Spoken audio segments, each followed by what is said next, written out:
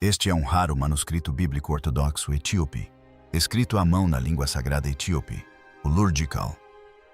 São 52 folhas, totalizando 102 páginas, cuidadosamente preservadas e escritas por escribas que dedicaram suas vidas a esta obra. Há uma passagem em um texto que Mel Gibson tem estudado. Um texto que a maioria dos cristãos nunca ouviu falar, que descreve Jesus fazendo algo que os 4 evangelhos jamais mencionam. Não a crucificação, não a ressurreição, mas o que aconteceu entre esses 2 eventos. E os monges que guardaram esse texto por 1500 anos nunca o consideraram um segredo. Eles consideravam isso escritura sagrada. Isto é a verdadeira essência. Um fragmento da herança cristã etíope, preservado na própria língua que a igreja protegeu durante séculos. O que Gibson descobriu na Bíblia etíope pode nos levar a questionar se a história que pensamos conhecer sobre Jesus é a história completa ou apenas a parte que teve permissão para sobreviver. A Bíblia incompleta. Eis algo que surpreende quase todos. Não existe uma única Bíblia. Nunca existiu. A Bíblia protestante tem 66 livros, a Bíblia católica tem 73. O cânone ortodoxo oriental inclui alguns a mais. Mas a Igreja Ortodoxa Etíope Taiwahu, uma das instituições cristãs mais antigas do planeta, reconhece 81 livros. Alguns estudiosos contam o número de forma ligeiramente diferente, dependendo de como se categorizam certos textos. Mas a ideia principal permanece. O cânone etíope é significativamente maior. Igreja Etíope. Sabemos que por volta do século IV, missionários da Síria desceram até o que então era conhecido como o Reino de Aum, que fica na atual Etiópia, e trouxeram consigo uma vasta gama de literatura. E esta não é uma comunidade obscura e marginal. O cristianismo etíope remonta a quase 2000 anos. O livro de Atos 8 conta a história de um oficial etíope, ministro da corte de Kandai, a rainha do reino Axomita, que lia o livro de Isaías quando o apóstolo Filipe o encontrou na estrada. Essa história está lá, no Novo Testamento. A ligação da Etiópia com o mundo bíblico não é uma nota de rodapé. Está inserida no próprio texto. O Império Axomita, centrado no que hoje é o norte da Etiópia e Herata, adotou o cristianismo como religião oficial no século IV, tornando-se um dos primeiros reinos do mundo a fazê-lo. Por volta dessa mesma época, as escrituras estavam sendo traduzidas para o gaélico, uma língua semítica que ainda hoje serve como a língua falada da Igreja Etíope.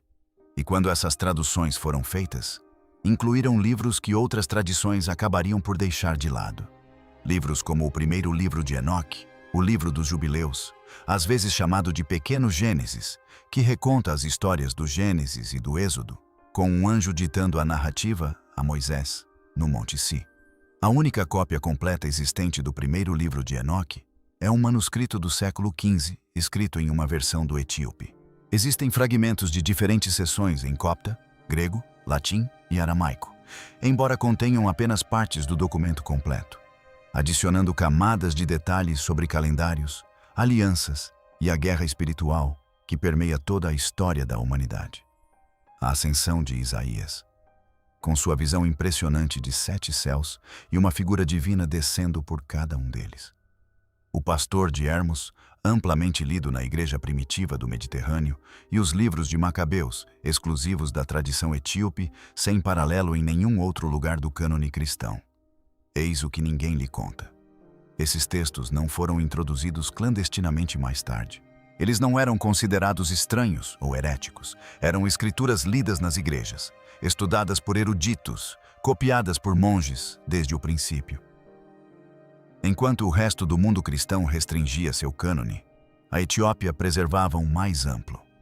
E como as terras altas etíopes eram geograficamente isoladas, separadas por desertos, montanhas e pelas intrigas políticas do império, esses textos sobreviveram em uma tradição manuscrita quase ininterrupta por mais de um milênio. O resto do mundo seguiu em frente. A Etiópia permaneceu estagnada. E Gibson, imerso em pesquisas para a sequência de sua obra sobre a ressurreição, descobria que as descrições mais extraordinárias de Jesus, aquelas que iam além do que Mateus, Marcos, Lucas ou João jamais ousaram abordar, não estavam na Bíblia com a qual ele crescera. Eles estavam aqui no cânone etíope, aguardando o livro que cita Jesus. Agora, aqui está aquele que abala as pessoas. Primeiro Enoque, também chamado de livro etíope de Enoque, é atribuído a Enoque, o bisavô de Noé. Gênesis quase nada diz sobre ele, apenas que ele andou com Deus. E ele não era, pois Deus o levou 7 gerações depois de Adão, e então ele desaparece da história. Mas primeiro, Enoque preenche o que Gênesis deixa em branco. É um texto extenso e visionário.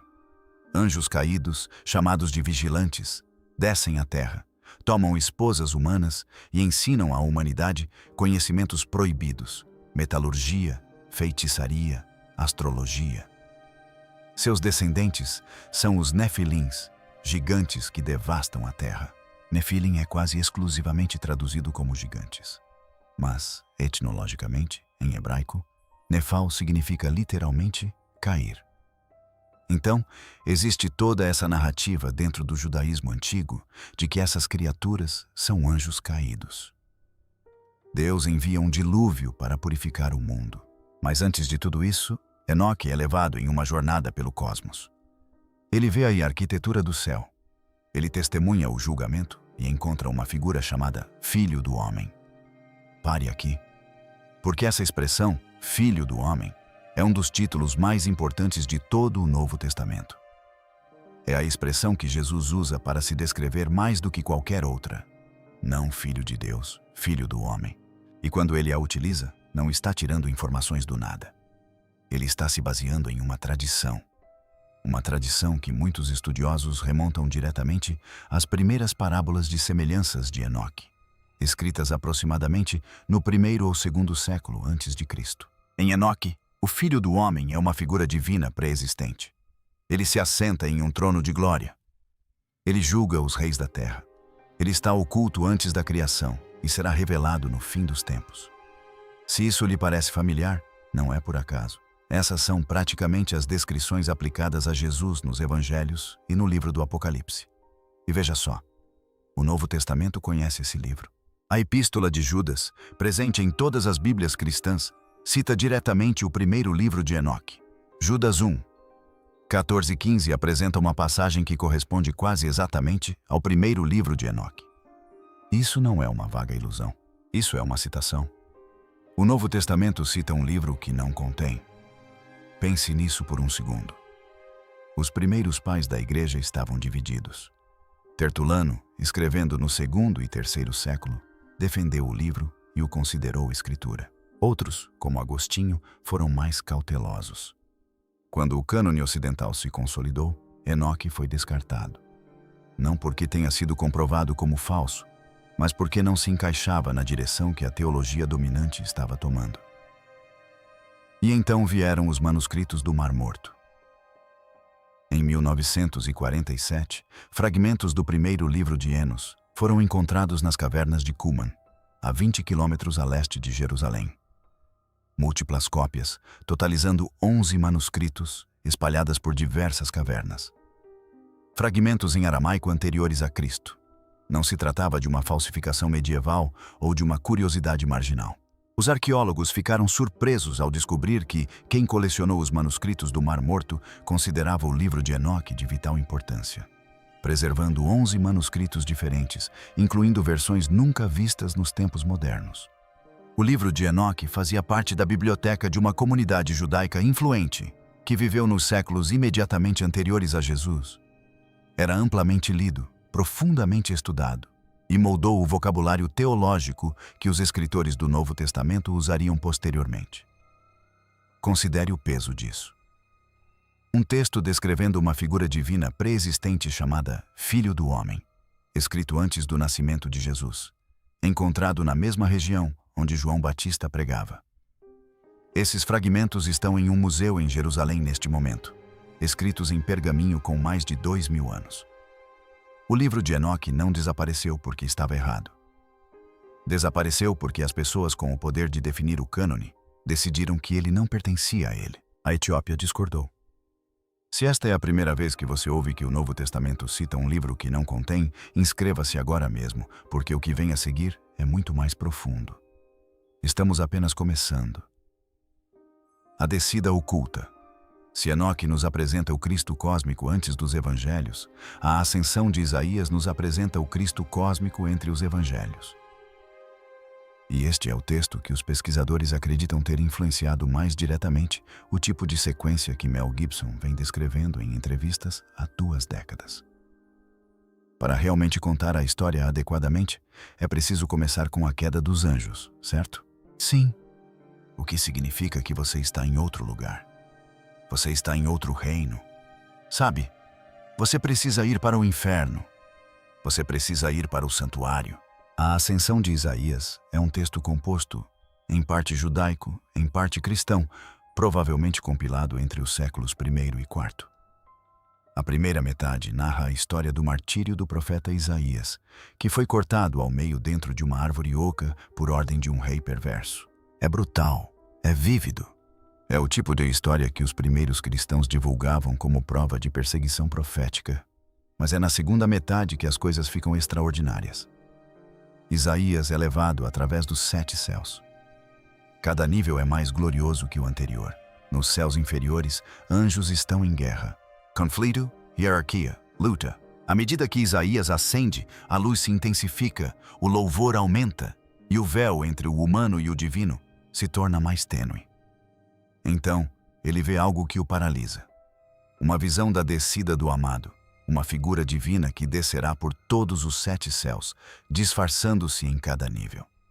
Ele assumirá a forma dos anjos em cada céu, de modo que nenhum deles o reconheça. Ele descerá até a terra, onde nascerá de uma mulher, viverá, sofrerá, morrerá e ressuscitará.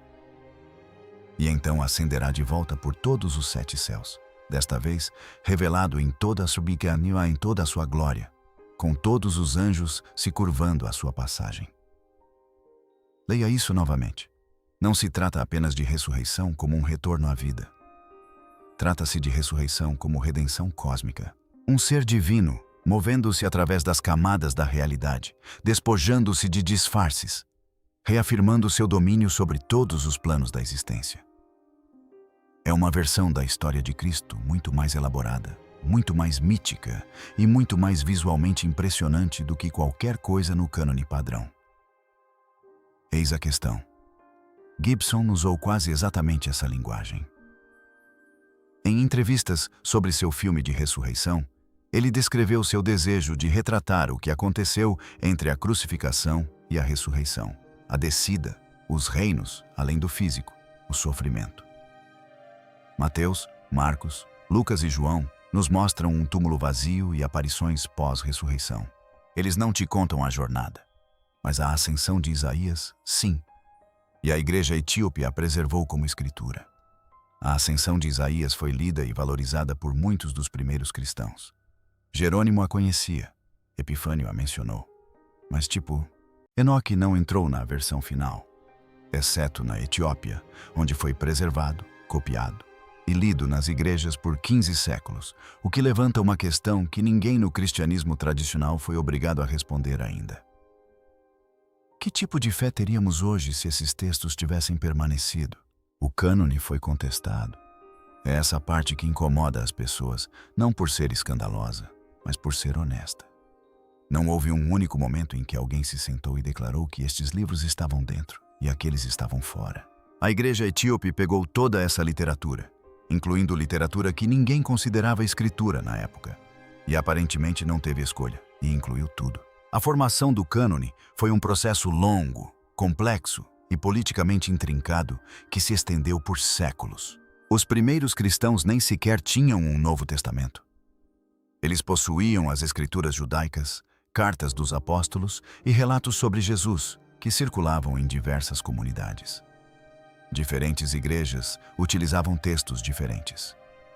A igreja em Roma lia certas cartas. A igreja em Alexandria lia outras. A igreja na Etiópia lia ainda mais. No século II, a pressão para a padronização aumentou. Movimentos heréticos, o gnosticismo e o marcionismo estavam criando seus próprios cânones. E os líderes religiosos sentiram a necessidade de definir um cânone ortodoxo. Marcion, em particular, insistiu na questão. Ele rejeitou todo o Antigo Testamento, e aceitou apenas uma versão editada de Lucas e 10 cartas de Paulo. A igreja dominante teve que reagir.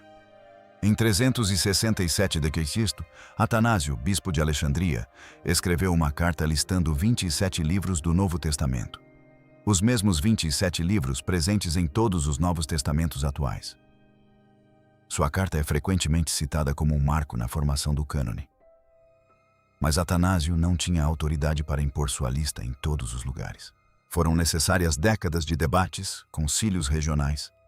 Hipona, em 393, Cartago, em 397, e a lenta construção de um consenso institucional antes que o cânone que conhecemos hoje assumisse sua forma reconhecível. E mesmo assim, não era universal. A igreja síria teve um cânone diferente durante séculos. A igreja etíope manteve sua coleção mais ampla. A tradição armênia tinha suas próprias variações. Agora, eis o que ninguém explica em uma aula de escola dominical. Bartman, o estudioso do Novo Testamento da Universidade da Carolina do Norte, dedicou sua carreira a investigar como o cânone foi formado. E descobriu que o processo foi moldado não apenas pela teologia, mas também pela política, geografia e poder. Ella Pels, de Princeton, defendeu a mesma tese. O exaustivo trabalho de pesquisa em arquivos de Bruce Miser confirma isso. Esses não são críticos marginais. Eles estão entre os estudiosos bíblicos mais respeitados do mundo, e todos chegam à mesma conclusão. Textos em grego tinham maior probabilidade de serem incluídos do que textos em aramaico ou gaélico. Textos favorecidos pela igreja em Roma tinham mais peso do que textos favorecidos pela igreja em Axomo. Textos que se alinhavam com a ortodoxia emergente sobreviveram. Textos que a complicavam foram marginalizados. Eis o que isso significa na prática. A Bíblia que você tem no banco da sua igreja foi moldada, pelo menos em parte, por quem detinha o maior poder institucional nos séculos IV e V. E em algum mosteiro no alto de um penhasco inacessível, os monges que discordavam continuavam copiando os textos que restavam, pois não os haviam concluído. Eles nunca consideraram as questões resolvidas. Foi para aí que a pesquisa de Gibson o levou, não ao fim da história, mas a um momento anterior ao seu desfecho. Antes de Roma se estabelecer no alto da região de Tigra, no norte da Etiópia, mosteiros se agarram às encostas dos penhascos como se tivessem sido colocados ali por algo além de mãos humanas. Debra Damo fica no topo de uma montanha plana, acessível apenas escalando um penhasco de 15 metros com uma corda de couro. Foi fundada no século VI por Abuna Aragawi, um dos 9 santos. Missionários são creditados por difundir o cristianismo nas profundezas das terras altas da Etiópia. Por mais de 1.500 anos, monges viveram naquela montanha. Eles cultivam seus próprios alimentos. Eles oram. Eles copiam manuscritos à mão em pergaminho de pele de cabra, preparado exatamente da mesma maneira que era preparado há 1000 anos. Foi uma manobra estratégica para evitar seus inimigos. De qualquer forma, a localização da igreja, os afrescos no teto e a preciosa Bíblia em pele de cabra atraem fiéis há séculos. Esse isolamento não foi um acidente. Era o plano. E tornou-se a maior estratégia de preservação da história do cristianismo. Enquanto bibliotecas queimavam em Alexandria, enquanto textos eram destruídos durante disputas doutrinárias no Império Romano, enquanto séculos de guerra e convulsão apagavam manuscritos por toda a Europa e Oriente Próximo, os monges etíopes continuaram copiando geração após geração, transmitindo não apenas palavras, mas técnica, não apenas teologia, mas o ato físico de transformar pele de animal em texto sagrado. E tem mais. Estima-se que existam hoje 350.000 manuscritos cristãos espalhados por cerca de 20.000 igrejas e 8.000 mosteiros na Etiópia. Muitos nunca foram totalmente catalogados. Alguns nunca foram fotografados.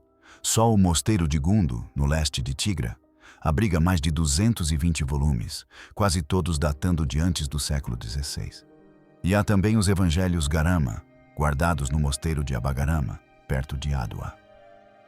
Durante anos, acreditou-se que fossem medievais, talvez com 900 anos. Então, no início dos anos 2000, foram realizados testes de datação por radiocarbono na Universidade de Oxford. Os resultados surpreenderam o mundo acadêmico.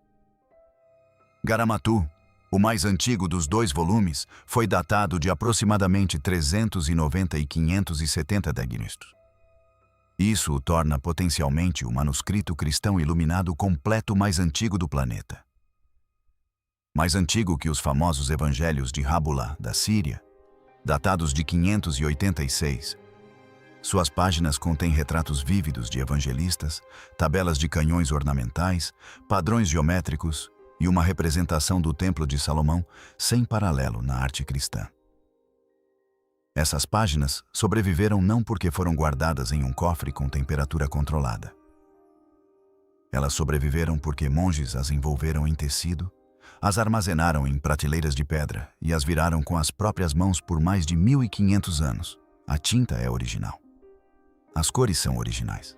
Até mesmo a encadernação é original. Mas eis o que ninguém esperava. Em novembro de 2020, a guerra eclodiu na região de Trai. Debre Damo, aquele mosteiro do século VI no topo de um penhasco inacessível, foi bombardeado por artilharia em janeiro de 2021. A Etiópia afirma que suas forças de defesa obtiveram avanços militares significativos na região norte de Tigra e estão marchando em direção à capital. No entanto, forças insurgentes regionais dizem estar oferecendo resistência. No mosteiro de Waldea, no oeste de Tigra, monges e freiras relataram que as forças invasoras apreenderam mais de 3.000 manuscritos em pergaminho e mais de 300 cruzes antigas de ouro e prata. Manuscritos saqueados começaram a aparecer no eBay, vendidos por algumas centenas de dólares cada. Um relatório da Igreja Ortodoxa de Traai da Sese constatou que 326 membros do sacerdócio foram mortos apenas nos 3 primeiros meses do conflito. Pelo menos 40 igrejas e mosteiros sofreram danos comprovados. E acredita-se que centenas mais tenham sido afetados. 15 séculos de preservação ininterrupta, resistindo às invasões muçulmanas do século XVI, às campanhas coloniais italianas, à fome e à revolução. E então, em questão de semanas, manuscritos insubstituíveis desapareceram na névoa da guerra moderna. A questão do que sobreviveu ainda está sendo respondida. A ressurreição de Mel Gibson. Em 2004, A Paixão de Cristo arrecadou mais de 600 milhões de dólares nas bilheterias mundiais. Era cru, era visceral, era controverso e provou que havia um público enorme para uma abordagem cinematográfica de Jesus que não suavizasse os aspectos mais sombrios.